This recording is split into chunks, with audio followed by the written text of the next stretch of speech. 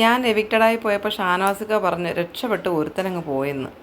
ഞാൻ എൻ്റെ കുടുംബം രക്ഷപ്പെടാൻ വേണ്ടി പ്രാർത്ഥിക്കുകയാണെന്ന്. എൻ്റെ കുടുംബം രക്ഷപ്പെടാൻ വേണ്ടി ഷാനവാസ് പ്രാർത്ഥിക്കുകയാണെന്ന്. അയ്യോ അയ്യോ, മനുഷ്യൻ്റെ മനസ്സുകൾ എപ്പോഴും ഇങ്ങനെ മാറിക്കൊണ്ടേയിരിക്കുമെന്ന് അപ്പാനി പറയുന്നുണ്ട്. ഇവർക്ക് പല കളികളും കളിക്കാൻ പറ്റി, പല സംഭവങ്ങളും ഉണ്ടാക്കാൻ പറ്റി. പക്ഷേ പറ്റാതെ പോയത് അപ്പാനിയും അക്ബറിനെയും കൂടെ തെറ്റിക്കാനാണ്.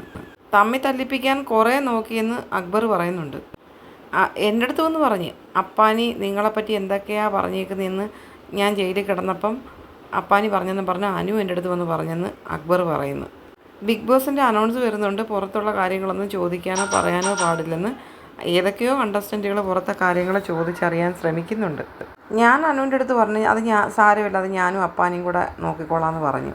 അപ്പാനി പറയാണ്, എൻ്റെ അടുത്ത് ആദില ഏറ്റവും കൂടുതൽ നിന്നെപ്പറ്റി പറഞ്ഞത് അക്ബറിനെ നമ്പരുത്, അക്ബറിനെ വിശ്വസിക്കരുത്, നിങ്ങൾ അക്ബറിൻ്റെ കൂടെ നിന്ന് നിങ്ങളിങ്ങനെ ആവരുത്, അക്ബർ നിങ്ങളെ ചതിക്കും. അക്ബർ പറയാം, അക്ബർ ഇതുവരെ ആരെയും ചതിച്ചിട്ടില്ല. ഈ ആദില തന്നെ എത്ര തവണയാണ് എന്നെ ചതിച്ചേക്കുന്നത്. ആ പാവയുടെ ഗെയിമിനകത്ത് എൻ്റെ അടുത്ത് വന്നിട്ട് പറഞ്ഞു, ഇല്ലിക്ക പേടിക്കണ്ട, ഞാൻ നോക്കിക്കോളാം എന്നെല്ലാം പറഞ്ഞത്. എന്നിട്ട് എൻ്റെ അടുത്ത് അപ്പം നീ കരഞ്ഞു, അതൊക്കെ ഞാൻ കണ്ടെന്ന് അപ്പാനിയും പറയുന്നുണ്ട്. വിശ്വാസവഞ്ചന എന്ന് പറഞ്ഞൊരു സാധനം ഉണ്ടല്ലോ, നമ്മളിവരെയൊക്കെ വിശ്വസിക്കുകയാണ്, അവർ പക്ഷെ നമ്മളെ വഞ്ചിക്കുകയാണ്. അതൊക്കെ എൻ്റെ മൈൻഡിൽ നിൽക്കുക. ടാസ്കിൻ്റെ ഇടയിൽ എന്നെ വിളിച്ചതൊക്കെ ഇവിടെ കാണിച്ചു കൂട്ടുന്നതിൻ്റെയൊക്കെ സത്യാവസ്ഥ ഇങ്ങനെ പുറത്ത് വരും.